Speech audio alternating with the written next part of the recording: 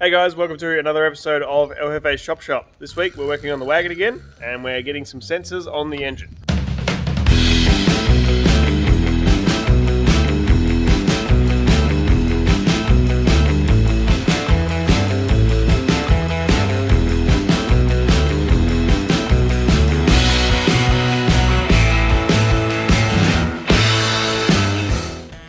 Alright, so since I left you last week, the Stout is away. I've put the Dodge cab in this shed as well.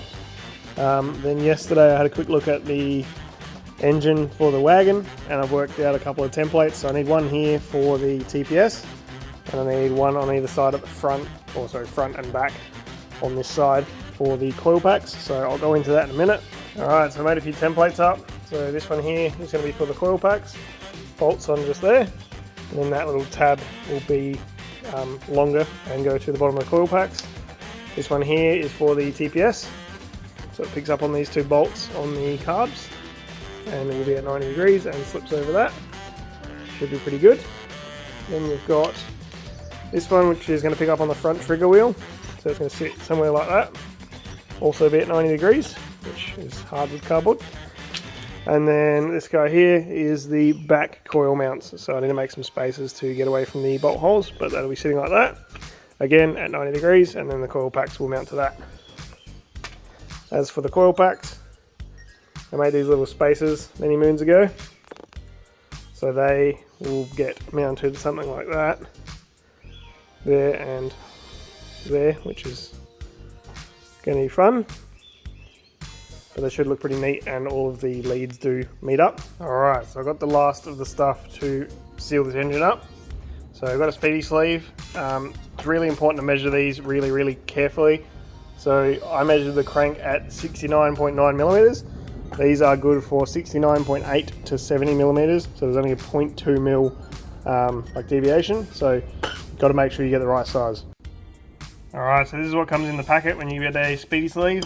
So this is the speedy sleeve itself, a very thin piece of, I assume, stainless with a bit of a return on it, and then a tool. So this is literally just a cap to hit the speedy sleeve on.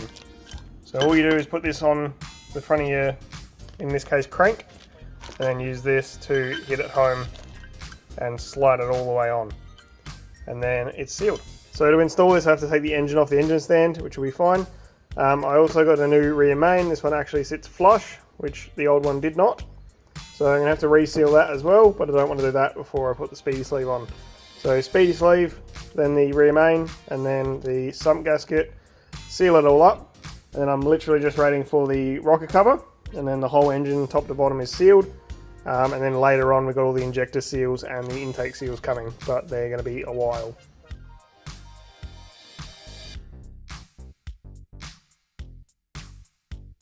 So I've got the engine off the stand, I've got the rear end off and have given a bit of a clean up.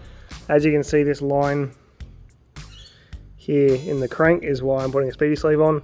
That's right where the seal runs and I don't want to have a leaky seal because the clutch will get ruined by the oil from the engine. So while I'm in here I'm going to pull this pilot bearing out and put the new one in and then also put the speedy sleeve on. So the idea with the speedy sleeve, like I said before, get the sleeve and then put it on there. Then get the tool and then just tap that all the way home. So it takes a while and you've got to be real careful and get it on nice and square and make sure everything's nice and clean, but it's pretty doable. So I'm going to get this pilot bearing out and then I'll put the speedy sleeve on and then I'll put the new bearing in.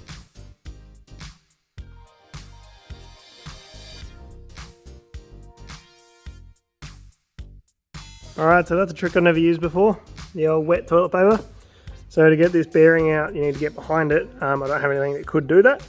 So I just got a bit of wet paper, shoved it in, hammered it with a pin, and then just kept filling it up until the bearing fell out. And then you got to get all the paper out. But it works pretty good. I've heard of people doing it before, never done it myself.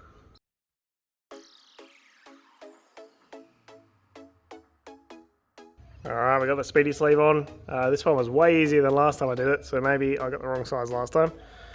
But you can see that's knocked on all nicely.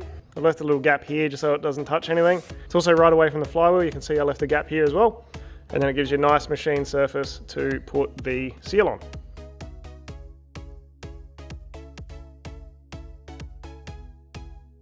I got the speedy sleeve on, got the rear main seal back on, got the pilot bearing out, but the new one is quite a lot bigger than the old one.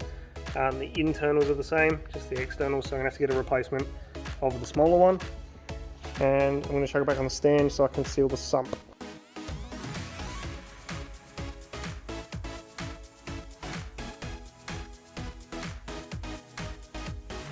Alright, so yesterday I got the sump on, it's all nice and sealed, hopefully that doesn't leak. I've had a big problem with that in the past, more on the 4K than not on the 7K. I grabbed some plugs yesterday, put them in, grabbed the oil filter, put that in, got the new pilot bearing for the back, but I haven't put it in. I then also grabbed some spark plug leads, so I'm using LS1 coils and leads on this. So I've got the leads now and I've got the coils I've got an idea of how I'm going to mount them. So today I'm going to make the mounts and see if the leads actually reach from the coils to the plugs and just sort of mock everything up and see how far we can get with that. So about a week ago I made these few templates out of cardboard. I've moved them onto a piece of aluminium, so now I need to cut them out.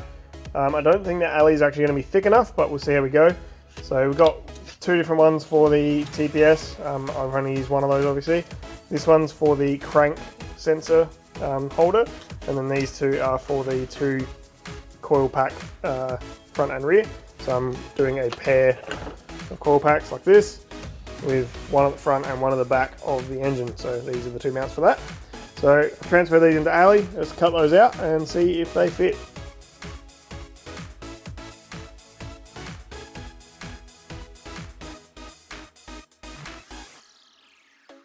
Alright, so I've got the four pieces cut and cleaned up, got all the holes drilled.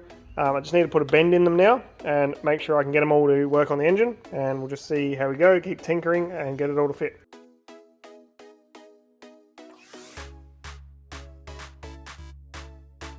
Alright, so I got those two brackets bent up, so one bolt's on the front there and one bolt's on the back. They're quite ugly at the moment. The plan is for this to be welded on like this. So the coils will be in line with cylinder 1 basically, and then on the back the idea is to weld it on something like that and sort of similar positioning to cylinder 4. So they've both got to be filed a bit and made to fit, and then welded on, and then I'll round some corners and make them look nice. Then we've got this little bracket here, which is for the trigger sensor on the front. So the idea of that is it goes on here like this, and then the sensor goes through the front and to the tooth. So that's pretty ugly. I may need to refine it a little bit, but I need a 90 so it doesn't have any flex in it, and it's not really going to fit any other way. So not super happy with this one, and I may change it, but that's what I've got for now. Alright, so the last bracket I've been working on is this TPS bracket. So it picks up on two of the carb bolts here. I may straighten that off because it looks a bit odd, but that's a later problem. So then we got the TPS, then the TPS bracket that came with the kit. I'm not 100% sure where it's supposed to go, but that seems to be fine like that. And then I've got this piece, which is a pin that I've made. So that's just got a hole in it, and I've cut it into like a half moon. Actually, you did it with a file. And then that picks up on the teeth of the TPS. And this will be eventually welded to the bar on the bottom of the carbies, which is attached to that linkage that I made many moons ago. So the idea is I'm going to probably cut this and weld it on in there, but for now you can see it just slides in. Then when you rev the carbies and open the throttle bodies, the TPS will move. It doesn't pick up very well at the moment because it's not attached entirely, but you get the idea. So the TPS will turn and turn back. And then the wires are out the way at the moment, so I can hide those pretty well, and all of this will be cut short and only be a little bit longer than the actual TPS itself. So that's one major bracket out the way. That one had to be pretty close and pretty accurate, so that was a bit frustrating. Alright, so another thing we're working on is the coil pack mounts. So they are one here and then one up the back here, which is actually attached. So I do need to weld these on. I don't have the ability to weld aluminium, so I'm going to have to get someone else to do that for me. But the idea is that these two will sit reasonably level. The back one either needs to be remade or I need to change the front because they're not quite level. So what I'm going to do now is just rip the dizzy out, or what's left of the dizzy, and then chuck a piece of all thread through the coil mounts, and then there will be the right height, and then probably try and do the same on the bottom and get like make them square to each other, and then I can line them up properly and remake that back mount and get it actually all nice and square. And then once they get welded on, then I can take the all thread out, put the dizzy back in. I need to make a cap for that, but then the coil packs are mounted, the TPS is mounted. I do need to machine that, which I might try and do today. So I've got a few more sensors to go, but slowly ticking them off the list, which is pretty good. There is the one on the front which needs to be welded. I can't do that. And then we've got an idle air control valve which needs to go up the top here, and then a little log plenum to take a little vacuum source from each of the runners. So I'll get into that a bit later. Alright, after a few redesigns, this is where I'm at. So I've had probably 4 goes at this. So instead of having this plate here come out and then come out at a 90, I've got 2 little tabs that come out on little angles, and then this guy I've just cut a little bit shorter. And then when I grab the coils, they should sit in here pretty well. It's really awkward with one hand.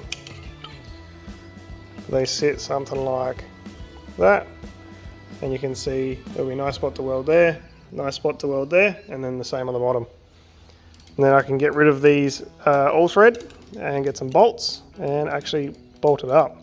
So I'm going to need these welded by someone else because I don't know how to do that. So that'll happen later in the week, but that's all for the coil mounts for now. Alright, so I went and visited second stage and got the TPS adapter cut down. So now if I slide that in there, you can see how short it is. So this is going to be in from the back long term, and it's going to get welded to the main shaft, and then these bolts will get cut down and probably put in the other way so they're a little bit shorter again, and then this will be nice and compact and work hopefully effectively. I also bought a cap for the dizzy because I'm paranoid of dropping stuff down here. I will make one that's a bit fancier later on, but that's not a priority at the moment. We finished up the coil mounts. I just need to get them welded, and then got an oil filter on it obviously, and that's about it for this week. I was hoping to get these welded and completely finished, but I can't weld them, so I've got to wait on other people. So that's all for this week. We got a bit done on the engine. Hoping to get a bit more done soon, but it is a bit of a slow process. Everything takes a while because you need to make sure it's all perfect. So thank you very much for watching, and we'll see you next week.